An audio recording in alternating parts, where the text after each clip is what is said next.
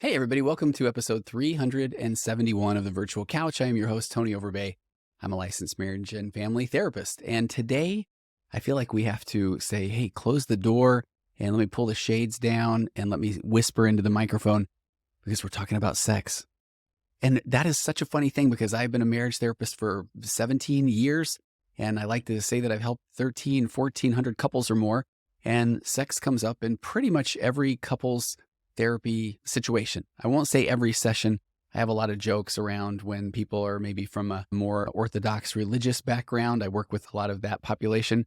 Then it's usually about 3 or 4 sessions in where somebody says, hey, I don't know if you ever talk about this, but sex, do you know anything about it? And literally as a marriage and family therapist, then I have taken a tremendous amount of courses and continuing education units. And part of your grad school work is working in the world of sex therapy. That joke about the real heavy Orthodox religious couple, then we eventually then start talking about sex, and it ends up just being amazing conversations where it all falls back into we don't know what we don't know. We have certain things that we bring into our relationships, assumptions, and then it's an awkward topic to talk about. So my 4 pillars of a connected conversation actually work really, really well when you talk about sex. But we give it this code name of intimacy because that sounds a little safer. I don't know. And that's what's funny is I talk about pornography more than I talk about sex or intimacy, but the sex intimacy is in more of the work that I do than pornography. And pornography is supposed to be the Lord Voldemort of phrases because I've now learned that if I try to put that on a reel on Instagram or TikTok, I have to call it corn or cornography, or you have a corn addiction, which confuses a lot of people because there are a lot of corn products out these days, I will be honest. But when it comes to talking about intimacy and sex, for some reason that does almost somewhat put a little record scratch or, oh my gosh, okay, it's getting real. We're about to talk real serious. So I recognize I need to do a little self-confrontation, sit with a little of that discomfort because it's not uncomfortable at all to talk about it in the office or actually at a church party or with somebody at the grocery store. And that's probably where it's a little too comfortable for me to talk about it. But on my podcast, and we talk about this today with my guest, Dan Purcell. It's a really fun interview. And I was on Dan's podcast a couple of months ago, and I would like to run that as a bonus episode because I really felt like Dan and I had a really good vibe. But Dan has a website, he has apps, he has a podcast, he has a large following on social media. He and his wife have a website called Get Your Marriage On, and it's talking about having more fun and being more playful around sex. So I'm really excited to talk about this today because Dan is just so open about the shame or secrecy around sex and intimacy when you come into a marriage. I thought, okay, I know I'm going somewhere when I started just jumping right in and talking about Dan. At the beginning of the podcast, you'll hear where I talk about the fact that I think I still have this view that the majority of my listeners and the response and the downloads and everything is just, I'm so grateful and I'm so appreciative. So I'm assuming that out of the 7-8 million downloads, that it isn't the fact that 90% of them have all the kids in the minivan as they listen. Probably not very many at all. So I think that's the part where I still want to just talk about intimacy and whisper, although I want to be completely open and we need to talk more openly about sex. One of these days, I need to do a podcast talking about how to talk to your kids about sex because that was some of the most fun conversations I feel like my wife and I had with each one of our 4 kids, and only to find out down the road that they don't remember much about it at all. But for us, we felt like, oh, what a significant event. And this is leading up to actually, and this wasn't something I was thinking about plugging, but I just wrapped up a webinar or a training for the upcoming The Dating Divas. And I was invited to participate in this last year and I didn't get around to it. So I jumped on the chance this year, but it is their 2023 sex seminar. And it's a virtual seminar that I'll have links to coming up very soon. But it's one of these things where they put together, I think it's 20 or 25 experts, and they have everything that are talking very specifically about how to talk about sex and how to make sex more fun and all these sort of things. And they asked me to come in, and I was really grateful for it. The boring title, behind the scenes title, was The Anatomy of a Healthy Relationship, which I said, oh, I would love to talk about that. And I'm really grateful that I had the opportunity to lay that out. I did the old starting from exiting the womb all the way up till today and understanding that we don't know what we don't know and talking about our abandonment and our attachment and how we show up and the concept of the 4 pillars. So I really will encourage you to go get that whole seminar. It's one of those things where it's going to be very inexpensive, but then you get all of the speakers. But here's what the title of that, it's no longer The Anatomy of a Healthy Relationship. It is relationship tools you don't know you need, tips and tools born from 15 years of practice with 1,500 couples. So that's what their amazing copy editor can do with taking the anatomy of a healthy relationship and turning it into the relationship tools that you don't even know that you need. So I thought that this was perfect timing to have Dan on, and we talk more about sexuality in your relationship, the ups and downs and highs and lows and how we talk about it and the awkwardness of when we don't. And then I'll have more information on the Dating Divas 2023 Sex Seminar coming up in probably the next few weeks. I think they're going to really start promoting that heavily. So with that said, let's get to this interview with Dan Purcell. And please go find all of Dan's info in the show notes, because there were things that I was learning at the very end of the episode that I wasn't aware of, the depth and breadth of the tools that Dan and his wife offer through their Get Your Marriage On website and apps and podcasts and all those things. So I hope you'll enjoy this interview with Dan Purcell of Get Your Marriage On.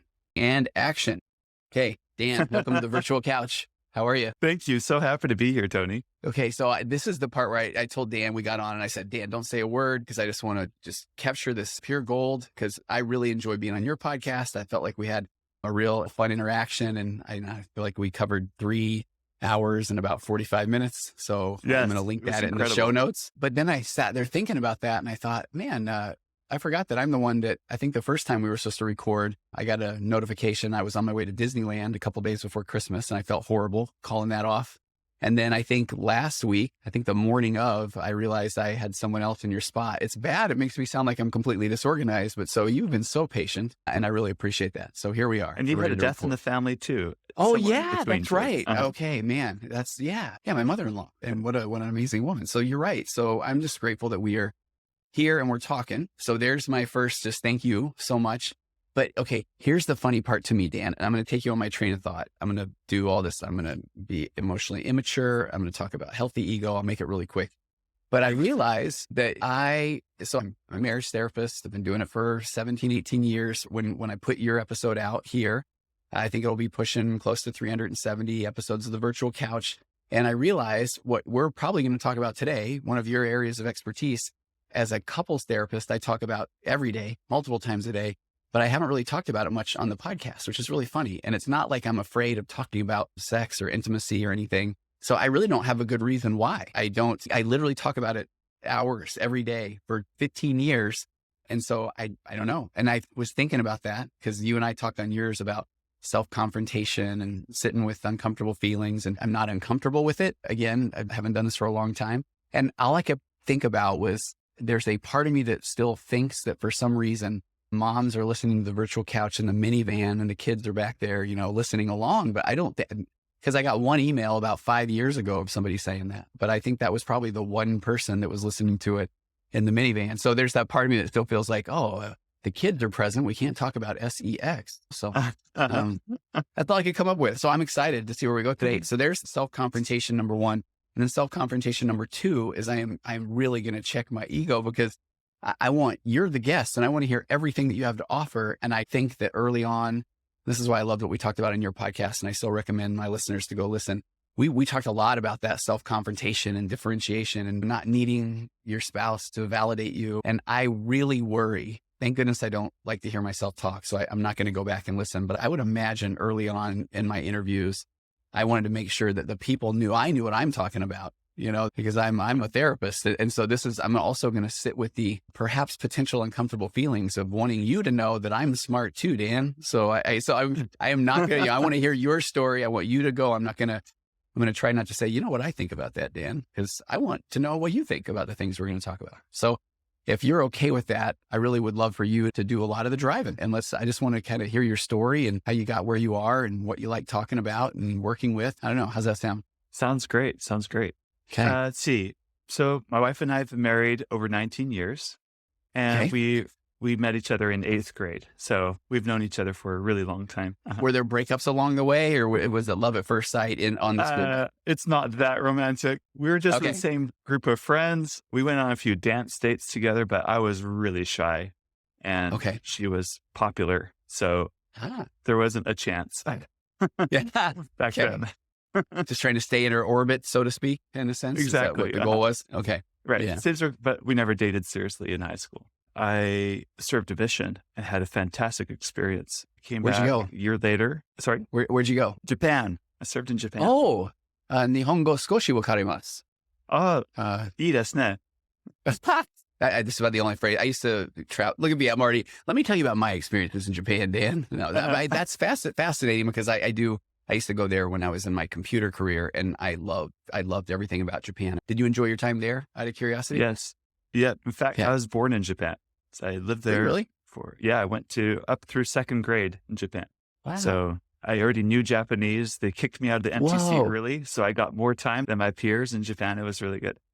Where I'm okay. So I used to travel to Tokyo, which is huge, but this place called Hachioji was one of the places we traveled a lot. I'm curious if you know where'd you serve? Where all did you? I served in Hokkaido, which is the most northern island Hokkaido? of Japan. Okay. Oh wow, that's a different experience than Tokyo. Yeah, it's like the Montana of Japan. Really cold. And out of curiosity, do you still use your Japanese skills or the language skills at this point? So my dad served his mission in Japan, so he speaks Japanese. My younger brother served in Japan too, so we speak Japanese. And we grew up there, so as a family, within our family, we can speak Japanese to each other. It comes really in handy when we're out in public. We don't want others around us know what we're talking about. I would think that, and that's actually where I was going with. I think that would just be so amazing and fun to be able to do that. Okay, last quick Japanese point. I love the food, and there was a thing there called shabu shabu. Are you familiar with that? Yeah. They're really thin sliced beef. Yeah, you just drag around in boiling water, and then pretty amazing. Yeah. So I don't know. What were your favorite foods, or what's your favorite Japanese food? I don't know. If I had to pick one, it'd be street ramen. Oh yeah, and the ramen there shops is not like the ramen here. It's on a class of its own. I miss that, especially when it's wintertime. Okay, this is fun. We will get to, for those listening, we're going to get to an incredible topic, but I enjoy. Here we are being in the moment, and boy, I love that when you can connect. And if I throw my therapy hat, because don't forget, Dan, I want you to know I'm a therapist. But now Dan and I are having a shared experience, and now we will always remember this, and it will be amazing and wonderful. But very quickly on that, the ramen to me, why that's significant is I probably was there 10 times before I tried sushi. I didn't like sushi at all. So then I would just devour ramen everywhere I went until I finally did try the sushi. And now that's 25 years later, and I've loved it ever since. But yes, nothing like Japanese ramen there off the street. Yeah. Yeah. In fact, that reminds me of a story. I didn't like the idea of eating anything raw, like sashimi or sushi. Yeah. And I didn't like sushi either because to me, rice should be hot and steamy, not cold and sweet. Yeah. And vinegary, the sushi rice usually is.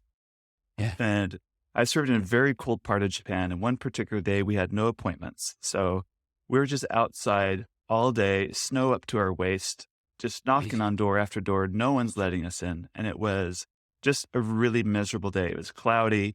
We're just frozen. But we had one appointment at 8:30 at night at the very tail end of the day. And it was really on the outskirts of town. We had a hard time finding them. They lived at the top of this hill. And so it was like, we're slipping on the ice and snow, getting it to their house. And they're a very modest home. You don't have like a traditional Western door. They had the Eastern, sliding door. Sliding. We Okay. opened that, come inside, and guess what they had served us for dinner? Warm rice? Sashimi and sushi. Oh, sashimi. Okay. The raw stuff, right? Oh, and I was so hungry. I was so tired. And after being rejected all day long, to have someone go through this, it's expensive. It's an expensive meal. They're really putting out to have the missionaries come over. Yeah. And I couldn't turn them down. Anyway, that was the best sushi and sashimi I ever It was. had. And from that point forward, I didn't have a problem with it because I love it. In that moment was meaningful. Yeah. Again, being very present there. And were you a fan ever since? Did that sell you, or was that just an isolated experience based off of all the things that led up to that moment? And no, from that point forward, I didn't have a problem with it. Yeah, definitely. Yeah. I love it. Well, if I can do it here, I can do it there.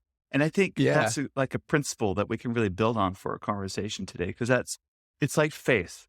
We need to try things. We need to do an experiment on things, but we also need to do it with a willing heart. Yeah. So my wife and I both come from really good families, but sex wasn't talked about much at all in our homes. And if it was either about biological reproduction or the thou shalt not talk, but not a lot of conversation about how to build a great and exciting sex life. So because no one really ever talked about it, we both inherited some anxieties about it. Yeah. I remember our wedding night. We were so excited to be together and to have this new experience together. but I didn't know. I kind of had an idea what was supposed to happen because all the lyrics to all the love songs say, you make love all night long. Right. So we make love for the first time and my body doesn't last all night long. I think So that I thought the something Hall was and Oates, seriously wrong with me. I think Hall and Oates have a song "Did It in a Minute." Maybe that's like more applicable, right? Yeah. Probably. Probably, yeah. But I love what you're saying though, because and you're right, it does tie into even your sashimi and sushi experience. I mean, you absolutely, in that sense, don't know what you don't know until you know it. Boy, knowledge can be such a hindsight principle because you wouldn't have even known the right questions to ask heading into your wedding night because you weren't modeled a way to talk about it. And now back into that role of marriage therapist, I do feel like most of the conversations when we finally start talking about sex are, well, tell me what that was like growing up. Tell me what certain things meant. What are expectations? And it Right. is just a conversation that gets really immediately awkward and full of a lot of judgment and a lot of assumptions and then a lot of shame. So yeah. So how'd you navigate from there? Not very well because I had a hard time reconciling spirituality and sexuality. Like spiritual people aren't sexual, yet I have sexual desires. And so that they're constantly combat. And like kind of the running story in my head was like, sex is all about the quote unquote, the natural man. Because I really didn't understand then what natural man really meant. I thought it meant any natural desires. I tried to suppress my sexuality, sexual desires. Like, here's an example. Maybe 2 weeks after I was married, sex is so new. I'm excited about it. And I have all these questions. And at BYU, Idaho at the time. And I go to the library and I get the courage to search something about sex or something. And I found a textbook on human sexuality and thought, if this library has such a book, I'm sure it'd be a helpful resource for me. So I write down the call number. I go to that section of the library and I don't want anyone to know that I'm there. I don't want anyone. So like, make sure no one's like looking at me as I take that book off the shelf. I tuck it under my arm. And to my bad luck, it was like a woman at the checkout, like scanning, checking out my book. I didn't make any eye contact with her. Like, I don't want you to know I'm getting this book. I put it in my backpack. And anyway, later on, like that night, I flip open the book. I'm just leafing through the pages. And I see like an illustration of a couple having sex, like in the 69 position or something like that. Just a drawing. And I freaked out. Oh no, this is pornography. I'm not supposed to be looking at this. Yeah. So I shut the book and I promptly returned the book, never to get any answers to my questions because I thought I shouldn't be looking at it. So, and look at that right there, Dan. Even like you're going into I'm a very old man and I worked in the video store industry 30 years ago. And it's as if you were going into that behind that back wall where all the R-rated and pornography movies were and your trench coat with your hat pulled down. And all you're trying to do is learn about this natural thing that occurs with couples. And so and then the fact that you're going to literally a clinical textbook for it. And then you even see the things and then feel like I did something wrong. There's so much there. I felt like I did something wrong. Right. Yeah. So my wife and I have always, I guess you could say, a really good marriage. Like we have a great emotional connection. We know how to play together. We're good. We prioritize date nights throughout our marriage. Like we've been comfortable talking about a lot of things. So fast forward 13 years. So 13 years into my marriage, I am having a conversation with a friend and he opens up to me about his sex life. He starts telling me some of the things he and his wife are doing in bed. And I'm like, really? Good people do those things? And he has a very vibrant and creative sex life. And I guess you could call it, I had morbid curiosity. It's like, oh, no, wait, tell me more. No, don't tell me, but tell me a little more. Yeah. I was so fascinated that here's a good man that enjoys sex with his wife. They're very creative. And the reason why he was telling me these things wasn't to brag or anything like that. He was trying to tell me that ever since he and his wife really started working on their sexual relationship, their bond became a lot stronger. They're better friends. They communicate better. They parent together better. There's all these benefits he's experienced in his life when he's really put the effort into making sex great for he and his wife. And he had something that I did not have. I could notice that. And so this was kind of my moment where I'm like, well, maybe all along I've been wrong. Maybe there is more to sex. Maybe there's a lot of goodness in sex that I've just been dismissing because of the way I've been thinking. So it Yeah. really forced me to really confront my thoughts about it. Tell me about that too. When you think that, is there, okay, you may start to feel like, yeah, maybe I am okay, but is that still something that is scary to try to bring to your wife? Were you nervous about that? Absolutely. Yeah. Okay. Yeah, yeah. So I go home that night and say, hey, Emily, you'd never Mm. guess what kind of conversation I had today. Now, part of the conversation with my friend is he told me that I think in his marriage, his wife has the higher desire for sex. Mm. So Okay.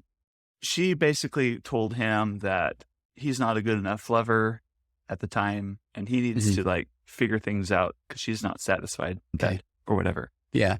And which he took very personally at first. He didn't like hearing that Sure. from her. Yeah. And, but since I made an effort to make it great for her and then it's great for him, that's kind of how the story evolved, right? So I'm really Yeah. self-conscious now with my wife. Am I a good enough lover? Are you Yeah. enjoying Right. our time together?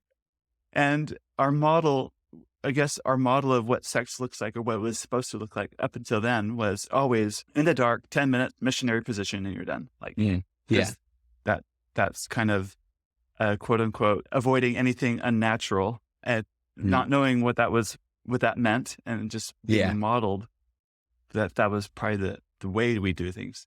And so my mind's blown like, no, there's other ways to do this. So now my wife and I are having this conversation about us and our sex life. And we probably had the most vulnerable conversation about sex in our marriage to that Mm. point in our marriage. Then we Yeah. were up to like 2 a.m. talking that night about us and what we think about this. What do you think about this? Is Yeah. this okay? How do we know if this is okay? This is so different from our experience, yet there seems to be more here than we're experiencing. I appreciate, because I feel like people will have these, I like where you said the most vulnerable conversation, and I won't go into, I love my 4 pillars and there needs to have, I think a framework is ideal. But do you feel like at times when we get vulnerable, it is more of do you feel like you were coming from this place of curiosity and then just this collaboration versus why don't you? Or, do you feel like it was a different vibe in the conversation altogether? Yeah, but I was really scared talking about Okay. these things because we Yeah. didn't talk about Yeah. these things ever. Yeah. And there's a lot of judgment involved, a lot of self-judgment. Yes. What does she think about me? Does she think I'm going to be some, sex maniac or something? Like there's a lot of that self-judgment too. You're really self-conscious going into Yeah. that conversation. What will she think if I really tell her my experience, what I think and things like that? Yeah.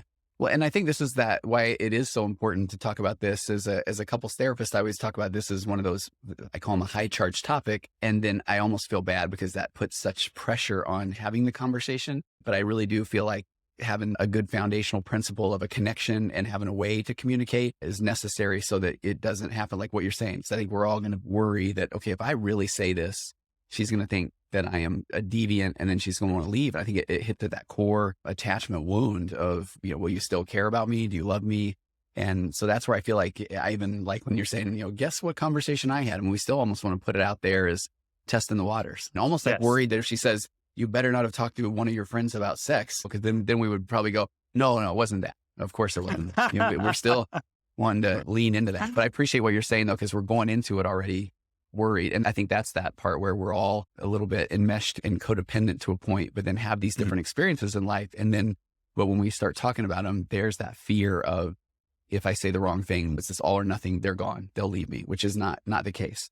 That's not the case. But there is a reason why we hadn't talked about it to that point. Yeah. Yeah, absolutely. Right? Yeah. So then, But we where pushed things through go it from like there. courage, forward, onward. Yeah. And do you feel like, Dan, at that moment, do you feel like there was, I don't know, if you had to rate your assumptions around what her beliefs were you close to the mark, or did you learn a lot that you weren't aware of, or what was that like? I would say that's a both and, or yes and Okay. no. Yeah. I live with her. I know her. I've known her for a long, long time. So I know pretty much how she's going to respond to things. Yeah. Yet I was blown away at her compassion and her openness and understanding. I didn't expect that much, like that she held space for me to kind of explore this with her at that, during that conversation. And likewise, I wanted to hold space for her to explore her thoughts, because we really haven't put a lot of brain power to really examining this topic of our marriage, because we always thought this is a topic of the marriage you don't examine. You kind of let it be. I love your answer, because it's the yes and, because I really do feel like this is where that we observe and we judge in the same motion with our spouse. So, and that's Mhm. where I feel like even the concepts around, oh man, can you believe that so and so, whatever, that they do this in their life, and we're Right. kind of making that bid to our partner of what do you think? Because if you really get angry about this, then I know. Or then we observe things where, I've had some really good sessions with people where maybe a wife has started to open up about why she may feel shut down in certain times during sex.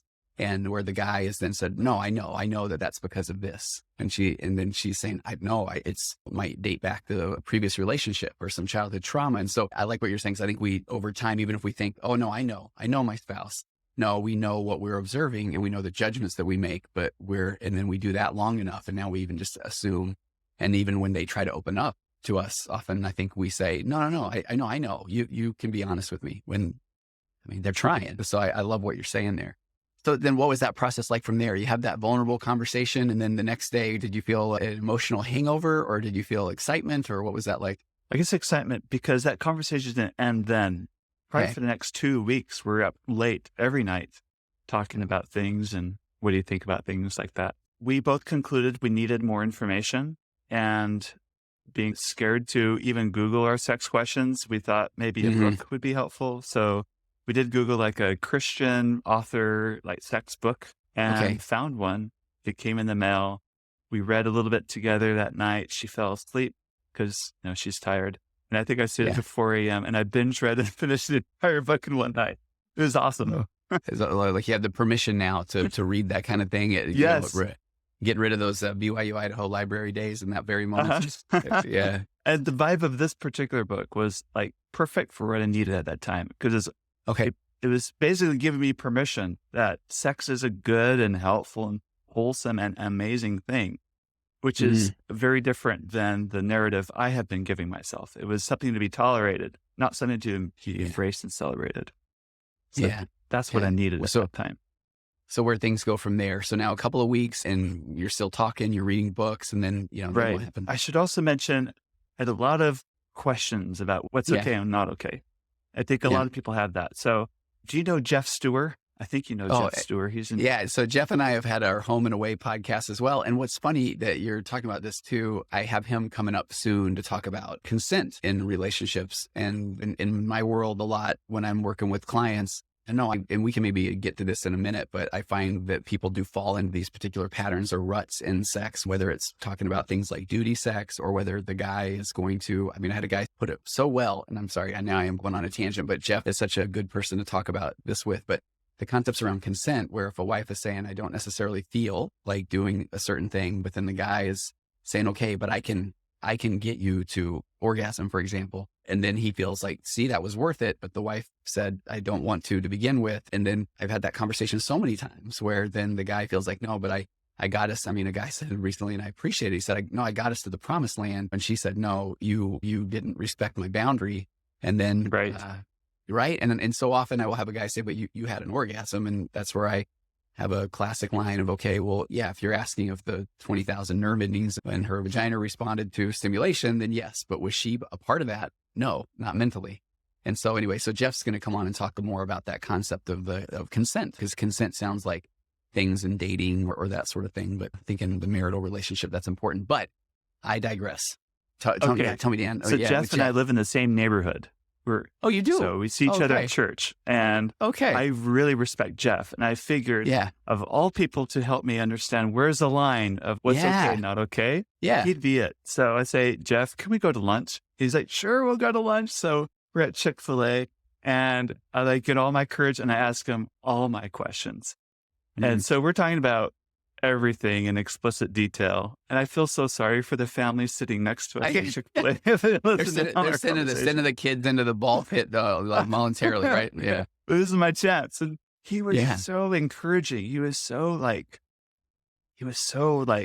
amazing. Yeah, this stuff's fantastic. He was encouraging. Keep going. This is good. You'll figure this out. So I guess we just started progressing a little more. And then within a few months, I'd say within 2 months, our sex life went from good to, I guess it wasn't bad, but we didn't know any better, right? To like, holy smokes, amazing. Like we started experiencing a lot of change, a lot of excitement and vibrancy. And then all the things my friend talked about, our bond became stronger. We we're Mhm. communicating. If we could talk about that, we can talk about anything. So our Yeah. Yeah. level Yeah. of communication just deepened, and all of a sudden the sky was bluer, the grass was greener. I'm performing better at work. Like I'm Yeah. whistling. There's like a pep in my step. There's so much in life that was like so much better when our Mhm. sex life just became amazing. Those Mhm. Twitter pated feelings I had early on in our relationship all came flooding back in full force. Mm. And we're flirting with each other all the time. Just the level of playfulness in our relationship just went up like an order of a magnitude Yeah. because of the vibrancy of what we're experiencing together. Mhm. And so I'm curious too, do you feel like were there still these experiences where there were not tonight, or did you feel like it was if somebody was saying that this was something that you wanted to do, then okay, we're doing this. Was there any of the letdown, not even letdown, that's the wrong way to frame it. But do you know what I mean though? Because it sounds like right now when you're saying, okay, it was just this euphoric high. And I think a lot of Uh-huh. couples that I work with will often feel that because we finally talked about the elephant in the room, but then Uh-huh. but we still don't really necessarily talk about, okay, when maybe the euphoria dips a bit, it doesn't mean that, okay, now we're going to go all the way back to where we were and how to find that area in the middle, the gray or that kind of thing. Yeah, yeah. So I'm still very immature and have a lot of growing to Okay. do. So yes, we've Yeah. experienced all of those things, and Okay. I'm still Yeah. growing in all those areas. However, I got to say, I think growth and progression happens it's not so linear, right? Our Yeah. growth isn't Yeah. so linear. Like we have growth spurts where you grow, Mhm. then you hit a limit and then you kind of stay at that plateau for a while, or it might feel like you digress for a little bit. And then something else happens and then you have another growth spurt. So you hit your Yeah. next limit and you Yeah. progress for a while. That's been my experience. And I think that's the experience for a lot of couples. So Yeah. yeah, I like there that. was like, we're on this high for a while, feels like the honeymoon again, and the honeymoon phase kind of, wears off a little bit. But then we don't stay there for a very long time. We want to keep Mhm. growing and progressing. And so you kind of go there. And in all of that, because we're at a different level, the challenges that we now have in our marriage are going to look very different at that level Mhm. than they were at the lower level. So Yeah. things are better in some ways, but we have new challenges. So things feel worse sometimes because the Yeah. challenges look different. So Yeah. we're always leveling up because there's always another level, I think. Do you start to identify patterns of when things start to maybe flatten out? Is there, I don't know, the seasonal things, work related things, kid related things? Do you start to identify things that then you can bring awareness to foster that growth in a sense? Okay. Yes. So as far as patterns go, well, there's life and life Yeah. happens. Yeah. Like my daughter, my 16-year-old daughter's just finished a play. She was in a production. She had anyway, it means late nights and I'm driving her there to play practice and picking her up late night. And it kind Yeah. of disrupted my wife and I, our mojo and how we Yeah. spend our evenings together. Yeah. Things like that do happen. Life happens. And do you feel But like you guys were communicating about that in real time, or was that something where you would then all of a sudden feel like, okay, something's off, and then we go back and review the game film, or again, yeah, do you know what's happening as it's happening? I guess yes, or we go into it knowing that, all right, daughter's going to Okay. play Yeah. practice. This means Okay. this is going to happen. So Yeah. part of my personal growth is I guess learning how to self-soothe a lot better around things like Okay. this. And that's a Yeah. skill I don't think people teach enough. Learning how to like calm the heck down around things when they don't go exactly the way you had hoped to go and just being Well, and okay with that. and what's that look like? And I think this is some of the stuff we talked about on your Mhm. podcast, which I so appreciate because, yeah, and maybe that's a good context. I hope it doesn't feel like I was trying to set you up for an answer or anything, but I like what you're saying because I feel like in the perfect world, we know and we can say, okay, what are things going to look like while our daughter's at play practice? One of us can be driving. We may be tired. We maybe need to communicate more. Or I find the couples that in the middle of it, they recognize something's off and then they are able to communicate about it, assuming the good intentions. And so now we recognize, okay, oh, this is what's happening. Can we make adjustments? And I worry that too often now we realize we are just off. And then we start trying to take a look at what happened. And now in hindsight, I feel like that hindsight piece is pretty important. And I worry at times that couples, they don't want to quote, dredge up the past but I really feel like you can analyze that data if you have a nice framework and look at it at a place of, okay, that happened. What was my role? And so that's where I was going. But I like what you're saying about the self-soothing too, because what does that look like? What have you learned?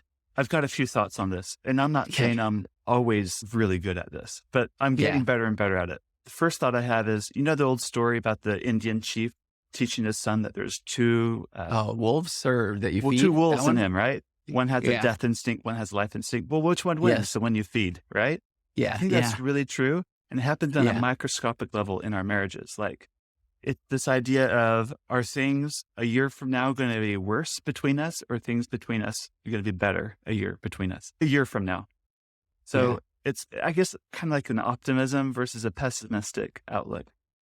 Yeah. And it might sound silly to say, but when you feed the wolf that says things are going to be worse, a Mhm. year from now because of this or that, it does manifest itself in the way you relate to each other.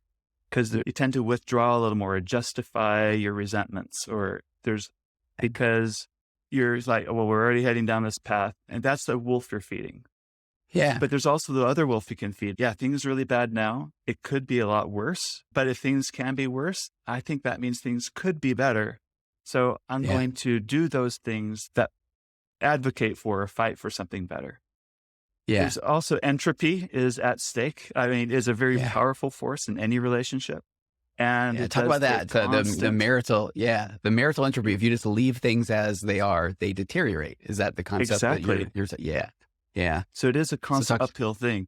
So yeah. it's exhausting sometimes, but it is a fight to prioritize each other. It's a fight to make sure we're connecting. It's a fight to make space for both of us to express what we need or what we want out of our relationship together. Yeah. So those are forces to fight against. I haven't thought about the wolf you feed in a long time, because I do Hmm. feel like there's so much there where, what you seek, you will find. If you want to find the ways that your spouse is not there for you the way you would like, you're going to find that. If you're going to find the ways that you can show up different, you will find that. And I like what you're saying. I haven't put that in the context of that wolf you feed analogy, because I really do like that a lot. Because if I want to find my part in something, I'll find it. If I want to find her part in something, I'll find it.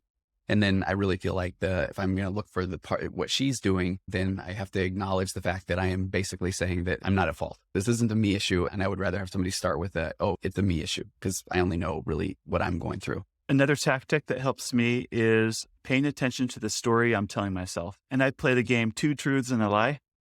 Oh, okay. Tell me more about that. Okay. Yeah. So often it's like, we'll never XYZ, or she'll never want this or whatever. And Mhm. so then I build this story in my head. I keep telling myself the story over and over that she's never going to want to do X in bed with me, or whatever it might be, right? Yeah. We'll never achieve this or whatever. And sometimes what the story we tell ourselves has a lot of truth, but there's a little bit of a lie embedded in it. Okay. So identifying what about it, the story I'm telling myself, what's true, and what really isn't that completely true. We like to self-deceive ourselves in a way. We like to set up a story that makes us feel better or superior, or we're the ones in the right, they're in the wrong, or whatever.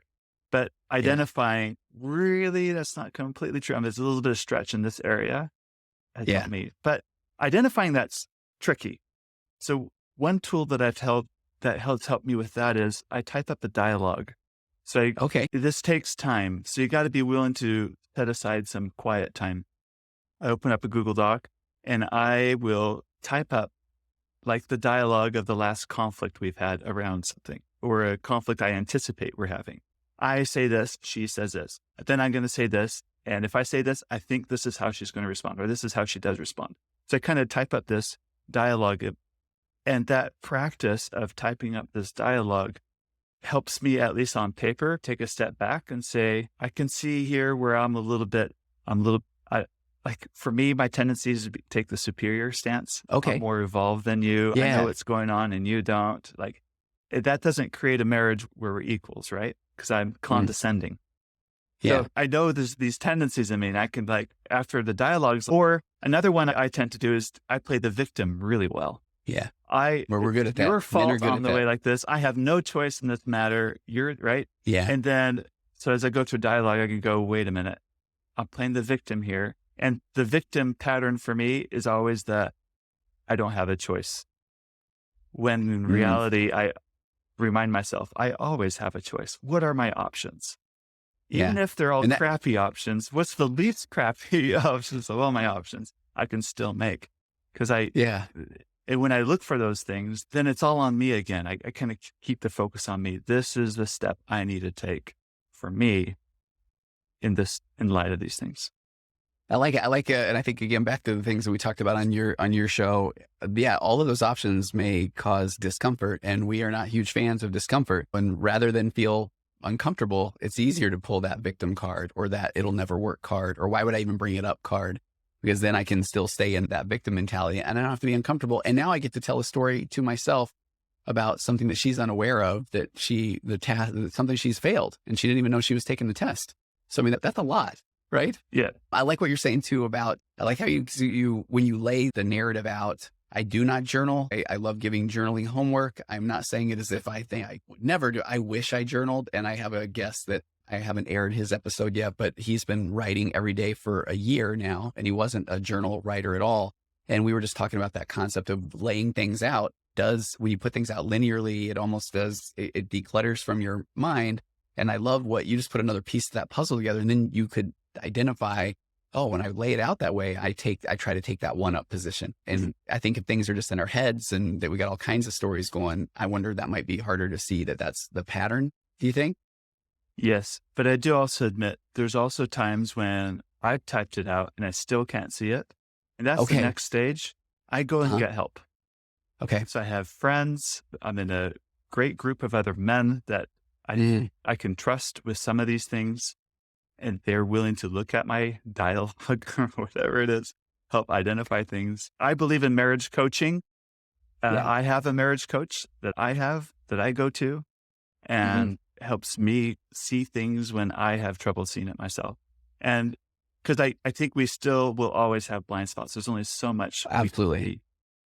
Yeah. And I like the group. I wouldn't say I really like a group like that because, if we're in our own echo chamber, that's one thing. And then if we're even wanting someone to be gentle with us, bring gentle awareness. And sometimes I do feel like we need that. Hey, we need a little taste of reality there. And so I think that, the more real that somebody can be, because you still have the option to disagree with them, but you will never have that option if you don't have somebody be willing to confront you with what they notice. And I think that plays into, we put out a version of ourselves to the world and we say, hey, everybody, this is me. Validate this guy right here. And then if people really don't feel like, okay, but that's not the version I see, I'll try. And then if somebody is being insincere and trying to validate the version of you that you think you are, then you pick up on that and then you say, okay, you don't even care about me. And I feel like that's the position we put our spouses in or our friends in at times of, then we get to play the victim as well. So I love having a group that you can go to with that. Okay. When I was starting down your journey and we only have a few more minutes, I didn't even realize that. Tell us what you do and you offer and how you help people. I mean, you've got an amazing podcast. You've got a big following on Instagram. What are all the things you do and how do you help people? The first thing I did after I guess you call it our marriage renaissance, the rebirth. Okay. Right? We're like, this is so amazing. I wish more people knew about this. I'm an app developer. I'm a software development background. So I did not know. I wondered what you did, Dan. Okay. Mostly for myself and my wife. It's a bedroom game app. I'm also really creative, and being really creative in the bedroom sounds great to me. We made like a collection of bedroom games. We put it on the App Store, and it took off because I think we hit a underserved market. It's not crass. It's not raunchy. Yeah, it's not lame. It's full of really good information and it's fun. Okay. But in the process of marketing that app, I connected with like that author of that book that I stayed up really late reading. Yeah. I connected with her. And I connected with other authors and other bloggers and Instagrammers and podcasters. Oh, wow. These are the people that I admire and learn a lot from, and say, hey, I have this app. Would you like to share it with your audience? And they check it out. Say, yeah, we love it too. Of course we'll share it. So I kind of developed these relationships with others in this like conservative, Christian, sex positive like community, which I didn't know existed until I was going to make a joke there, Dan. Like, and you found all 20 of them. Oh, but I'm joking. I know it's so much, but probably 2,000 of them. But, right? No, exactly. Yeah. Right, exactly. So one thing led to another. Then a year after, so this is in 2018, my wife and I had this harebrained idea to put on a marriage conference.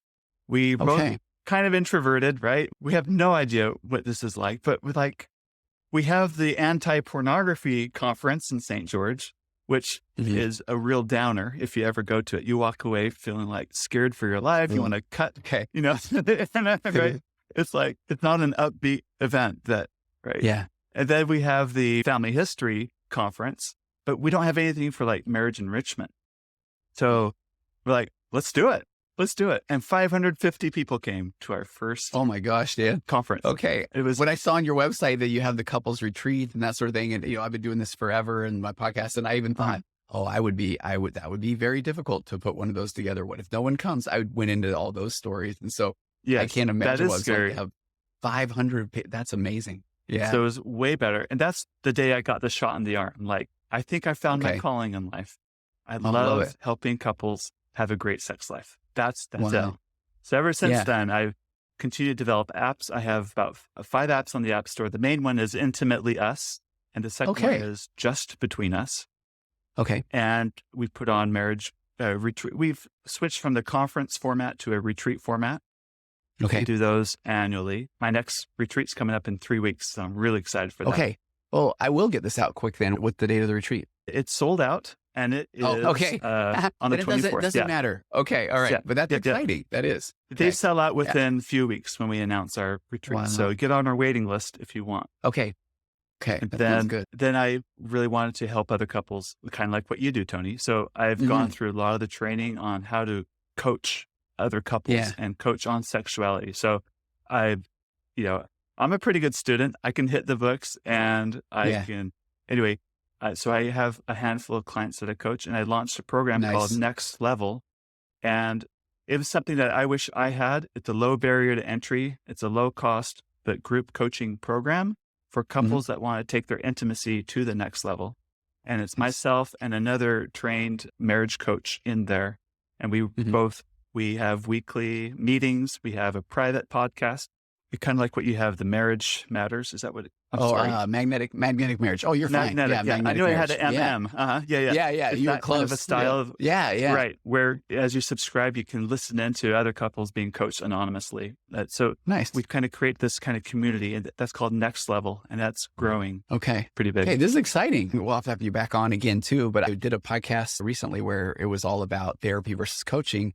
And I talked a lot about I wasn't aware that, and I'm kind of joking here, but that there was this therapist versus coach vibe that I wasn't aware I was supposed to have, because I really appreciate coaches. And I know that I think that, as I often kind of joke about the fact that I think a coach is necessary to say, okay, here are the next steps. Here's what's worked for me. Here's what I feel like will help.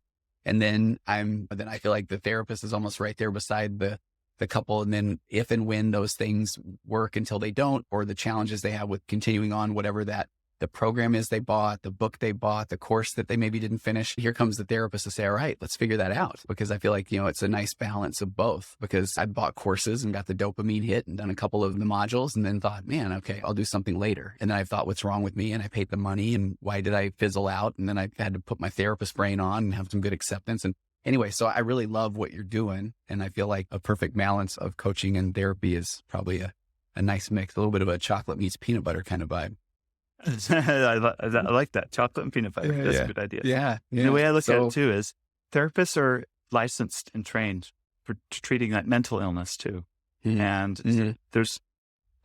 or something that, like with dealing with trauma, or those really specific trainings that I don't touch. But if it's about overcoming differences in sexual desire, I can totally coach you through that. Or if it's about, I need more creativity in the bedroom, or help us where we have this dynamic where it's the pursuer distancer dynamic. I can help you with all those common patterns that a lot of couples struggle with. I can help you with many of those. And people do come and their marriages are changed for the better as a result of this. Like, they're learning new habits and new tools that help them, like what we talked about today is, for example, self-soothing, if that's what they need, or if it's learning how to have those difficult conversations that need to happen, and how to have, like, those are all things that I think couples benefit from things like this. So I love it. I do. And so then if we kind of wrap up where we started there, honestly, part of what I was excited, because I really liked your vibe when I was on your show. And I know that even as we were talking, I know as the therapist and whatever, 1,300 couples later, my default at times is to already anticipate the yeah buts that are happening. But then the people need to first try to understand the things they don't understand. And maybe those yeah buts won't be as strong, and that big fear of the unknown that's there. A lot of times I almost feel as a therapist, I'm trying to walk us gently to discover the unknown. And I feel like sometimes maybe the services you offer are saying, hey, here it is. And it works. And I know it works and it's exciting. And then as people, that they didn't know that. And so they start moving toward that a little quicker. And then just know that you can have a good therapist there if that trauma response does come up, or maybe you start doing okay, everybody else seems to agree. What's wrong with me? Oh, maybe that's then where the work kicks in. So I love what you're doing. That's awesome. So I'll put links to everything. I love that the next retreat you've got is sold out. So get on your waiting list, listen to your podcast, and then we should do this again. Yeah, let's do. I guess I can announce we will be having a virtual marriage retreat on June 9th of this year. June 9th is International Lovemaking Day because it's 6/9 on the calendar. Get it? It's also a Friday. And so we're going to have a 2-day virtual lovemaking retreat. So you and your spouse it's up to you to get your own hotel or kick the kids out of the house for the weekend or whatever. And then we have sessions where we're meeting with you and giving you very specific ideas to help you explore your own eroticism in your own marriage. So you have a very wonderful lovemaking retreat that weekend for the two of you. Perfect. All right, Dan, what a joy. Thanks for coming on. We'll talk to you again soon, and I'll have all the notes that we can put in the show notes, and we'll try to get this out pretty quick because I think there's a lot of good stuff here. So thanks for coming on, and thanks for having me on your show. That was a blast. Thanks. My pleasure. Okay. All right. We'll talk again soon. Thanks so much. Great. Thanks, Tony.